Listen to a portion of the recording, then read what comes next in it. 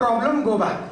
So you know what kind of answering would actually fetch you more answer. You see, in your college, if I am not wrong, in your internals, by doing what you get maximum internals, And you actually, how do you know this?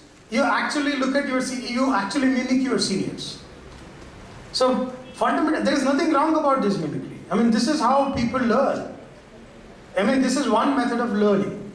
There is nothing fundamentally wrong about it. But there are other cultures where, like in Europe, mimicry is not the way in which they choose. See, in all cultures, all forms of learning do exist, but the predominant form of learning that we have is mimetic learning. So this kind of learning is called performative or action knowledge system. So what Indians have is action knowledge. So Kriya Gnana. So if you read texts like Bhagavad Gita, for example, so if you hear a discourse on Bhagavad Gita, it will be terrifying. Atma Gnana, Moksha Gnana, you will be so tired of listening to, and you think it has nothing to do with me. Now Bhagavad Gita is not that kind of a text. It actually gives you a very exciting understanding of how do we act. It also gives you a very fascinating way to look at how do we make sense of action in a culture like ours.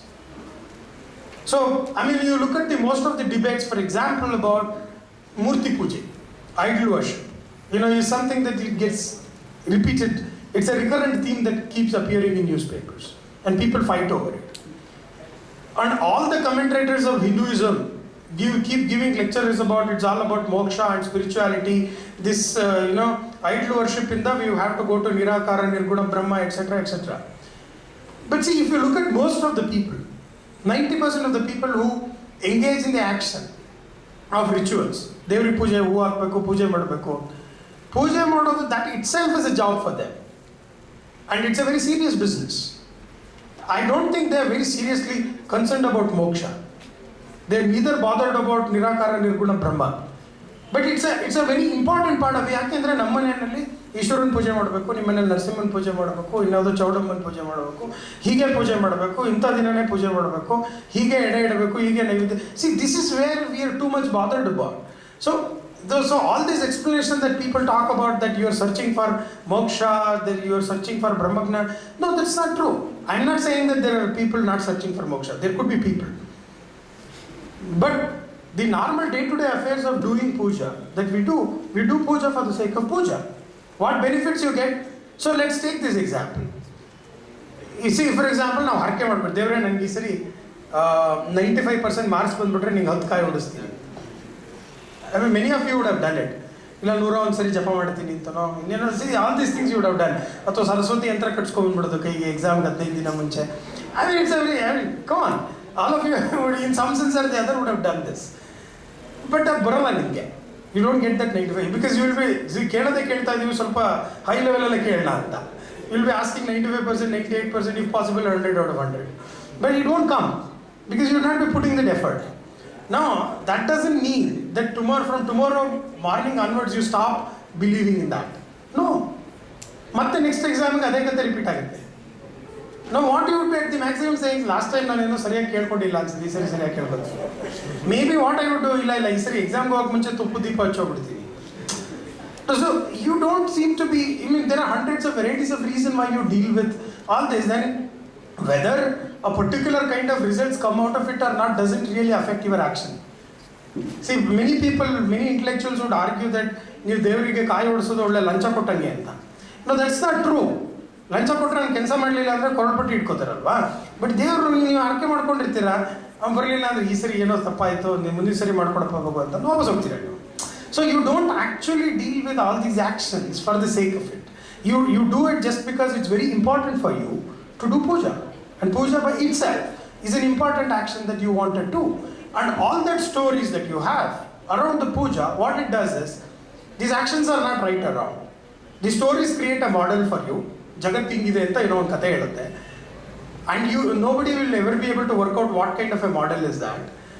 But within that model you say, okay, this is right action, this is wrong action.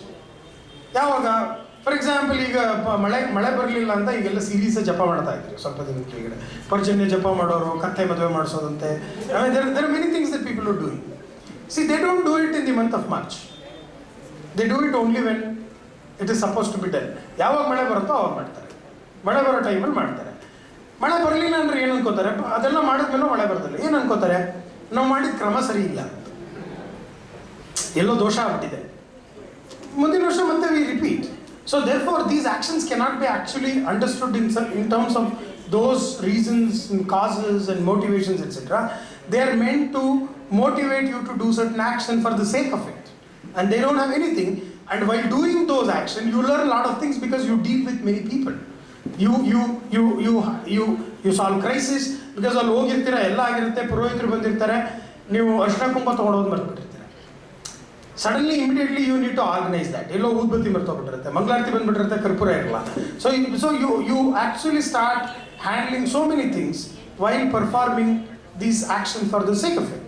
So ಇವಾಗ by doing so you learn. So that's why I said, we have inherent habit of storytelling. And storytellings, what kind of stories that we say? They are set of actions. ಹೀಗೆ ಮಾಡಬೇಕು, ಹೀಗೆ ಮಾಡಬಾರ್ದು, ನಾನು ಅಲ್ಲಿಗೆ ಹೋಗಿದ್ದೆ ಇಲ್ಲಿ. We keep reconstructing our actions using these stories. Go to the next one.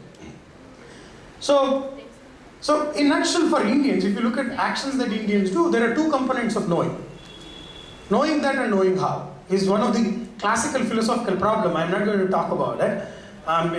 You'll be bored to death if I say something about it. But if you Google it out, this is one of the very classical philosophical problem that Europe has been struggling to understand. But Indians have solved this problem in a very different way. See, one of the simple example to give you is to knowing how to cycle does not necessarily require you to have a knowledge of cycling. What at the end of the day is, you need to know how to hold the cycle and drive the cycle.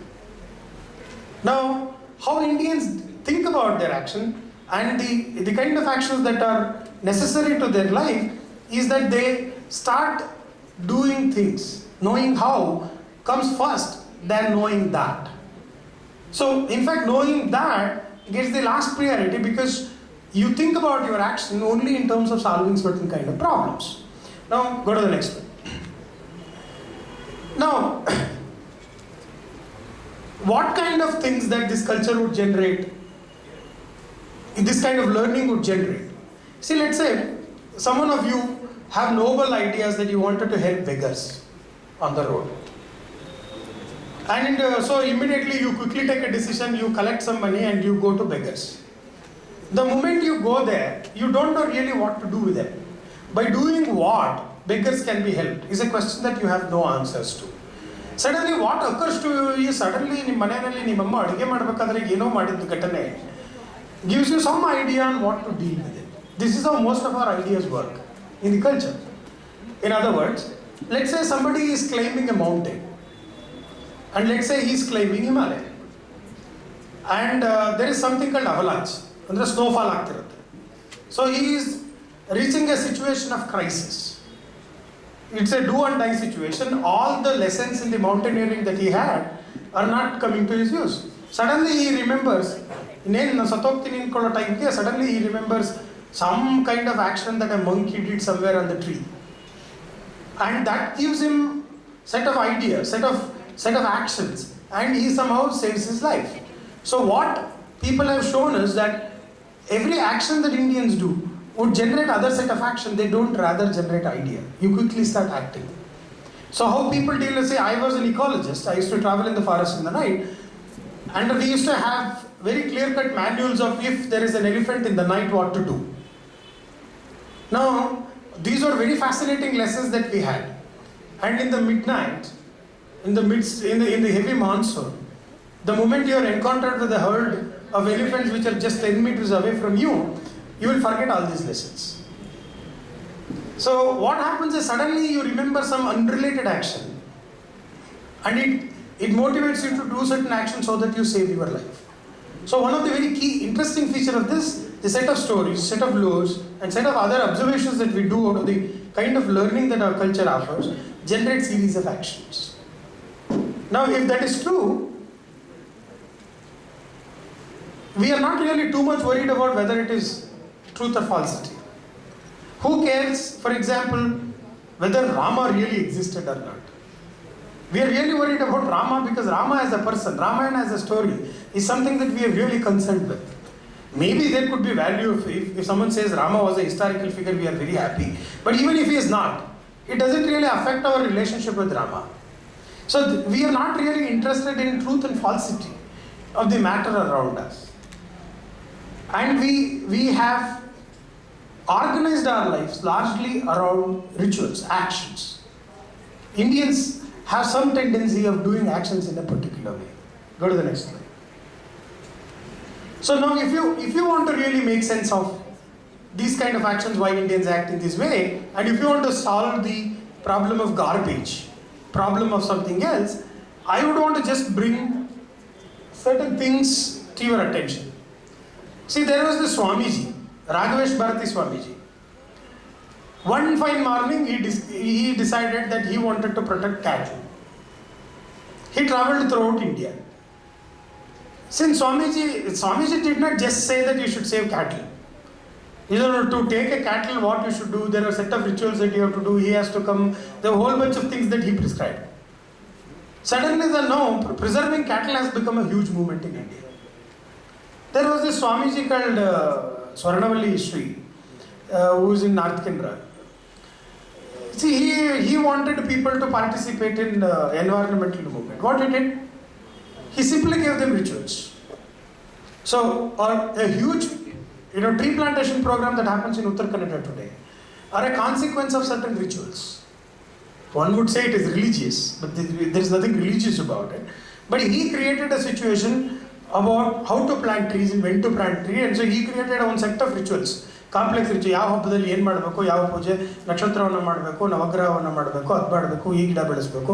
It's a very complicated prescriptions that he has, for which people started planting. I'm not saying it's a massive movement, but there are a large number of followers of the Swamiji who are very committed to the cause of environment.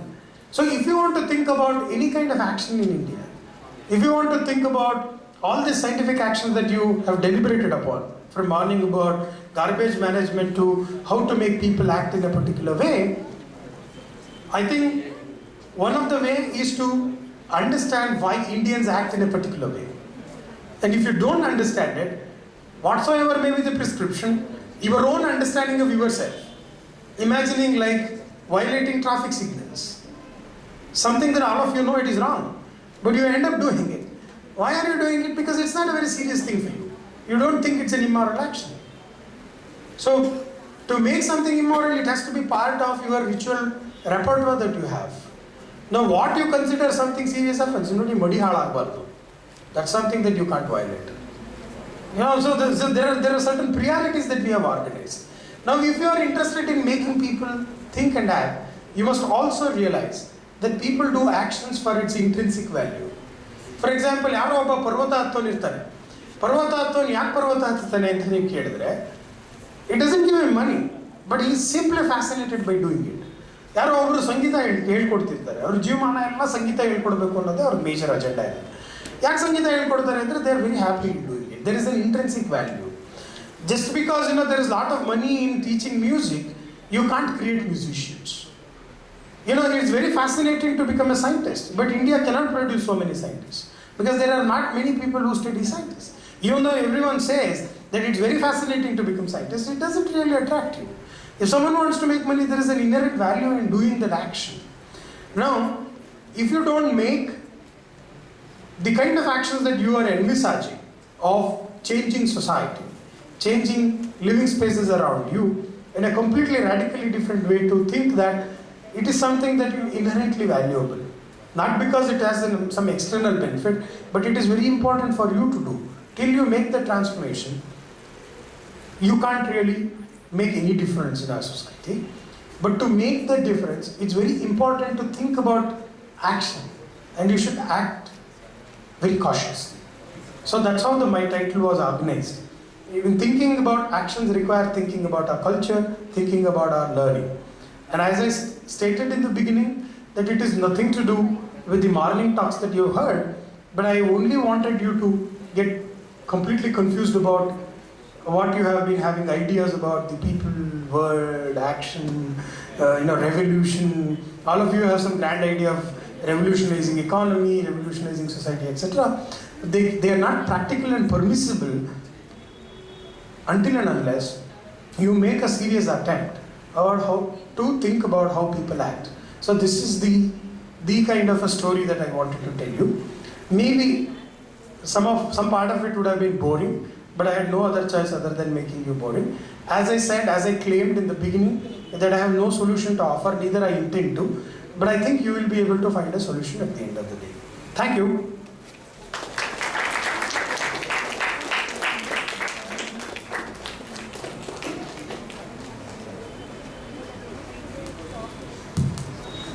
Thank you, sir, for that insightful talk. It was a great pleasure to have you with us here.